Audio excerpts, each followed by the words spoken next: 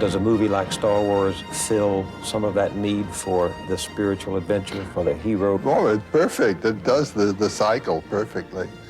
It's not simple morality play. It has to do with the powers of life and their inflection through the action of man. One of the wonderful things I think about this adventure into space is that the narrator, the artist, the one thinking up the story, is in a field that is not covered by our own knowledges, you know? There was much of the adventure in the old stories is where they go into regions that no one's been in before. Well, we've now conquered the planet, so there are no empty spaces for the imagination to go forth and fight its own war, you know, with powers. And that was the first thing I felt there. There's a whole new realm for the imagination to open out and live its forms. There is a certain typical hero sequence of actions, which can be detected in stories from all over the world and from many, many periods of history. And I think it's essentially, you might say, the one deed done by many, many different people. Why are there so many stories of the hero or of heroes in mythology? Well, because that's what's worth writing about. I mean, even in popular novel writing, you see, the main character is a hero or a heroine. That is to say, someone who has found or achieved or done something beyond the normal range of achievement and experience. A hero properly is someone who has given his life to something bigger than himself or other than himself. Do you, when you look at something like Star Wars, recognize some of the themes of the hero throughout mythology? Well, I think that George Lucas was using standard mythological figures. The old man as the advisor. Well, specifically, what he made me think of is the Japanese sword master.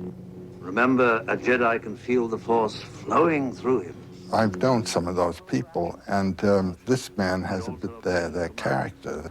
Well, there's something mythological, too, isn't there, in the sense that the hero is helped by this stranger who shows up and gives him some instrument, a sword or a sheaf of light, shaft of light. He gives him not only a physical instrument, but a psychological commitment and a psychological center. This time, let go your conscious self and act on instinct. So in all of these cultures, whatever the costume the hero might be wearing, what is the deed? Well, there are two types of deed. One is the physical deed, the hero who has performed a war act or a physical act of heroism, saving a life, that's a hero act. Giving himself, sacrificing himself to another. And the other kind is the spiritual hero who has learned or found a mode of experiencing the supernormal range of human spiritual life and then come back and communicated it. It's a cycle. It's a going and a return that the hero cycle represents. But then this can be seen also in the simple initiation ritual, where a child has to give up his childhood and become an adult, has to die, you might say, to its infantile personality and psyche and come back as a self-responsible adult. It's a fundamental experience that everyone has to undergo. We're in our childhood for at least 14 years, and then to get out of that posture of dependency, psychological dependency, into one of psychological self-responsibility requires a death and resurrection. And that is the basic motif of the hero journey. Leaving one condition, finding the source of life to bring you forth in a richer or more mature or other condition.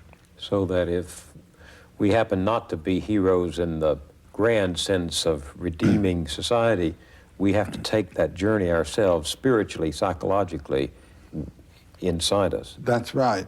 And Otto Rank, in his wonderful, very short book called The Myth of the Birth of the Hero, he says that everyone is a hero in his birth. He has undergone a tremendous transformation from a little, you might say, water creature living in a realm of the amniotic fluid and so forth, and then coming out, becoming an air-breathing mammal that ultimately will be self-standing and so forth. This is an enormous transformation, and it is a heroic act, and it's a heroic act on the mother's part to bring it about. That's the primary hero form, you might say. Still a journey to be taken after that. There's a big one to be taken. This is a very interesting thing about these mythological themes. The achievement of the hero is one that he is ready for, and it's really a manifestation of his character.